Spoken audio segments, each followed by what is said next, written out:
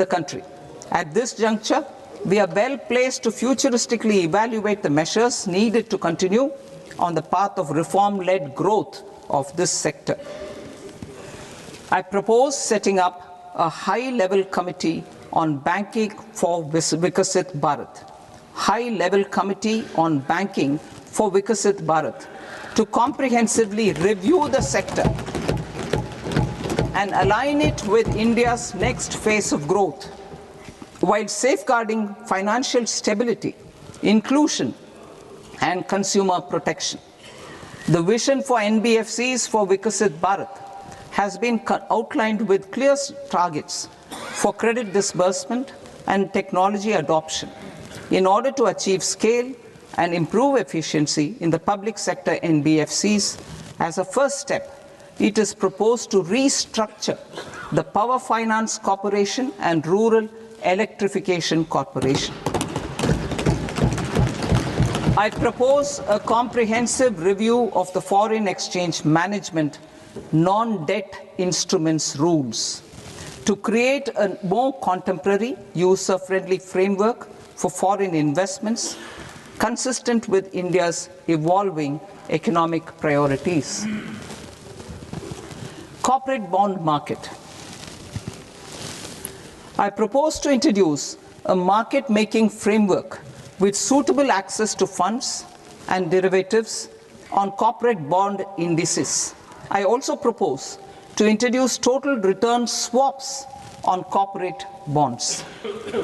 Municipal bonds.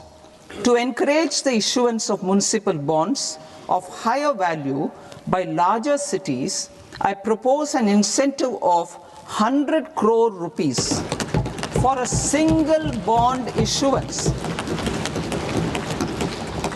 100 crore rupees for a single bond issuance of more than 1,000 crore. The current scheme under Amrit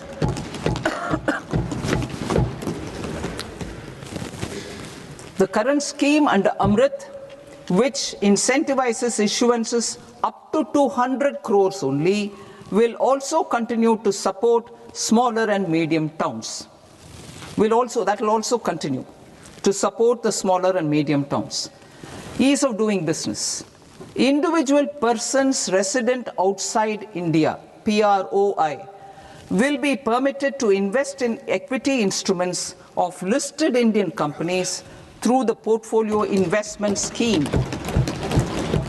It is also proposed to increase the investment limit for an individual PROI under the scheme from 5% to 10%, with an overall investment limit for all individual PROIs to 24% from the current 10%.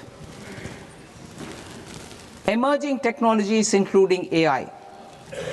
21st century is technology-driven. Adoption of technology is for the benefit of all people. Farmers in the field, women in STEM, youth keen to upskill, and Divyangjan to access newer opportunities.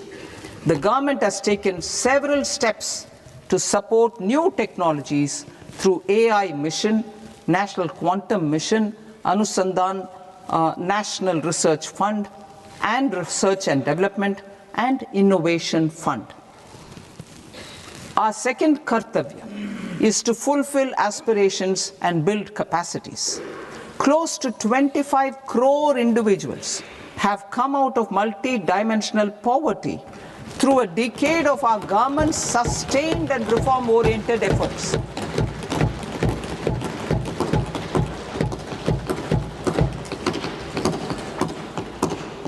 Our government has therefore decided to place a renewed emphasis on the service sector to provide a pathway to fulfilling aspirations of a youthful India with the following measures. I propose to set up a high-powered education to employment and enterprises standing committee to recommend measures that focus on services sector as a core driver of Vikasit Bharat.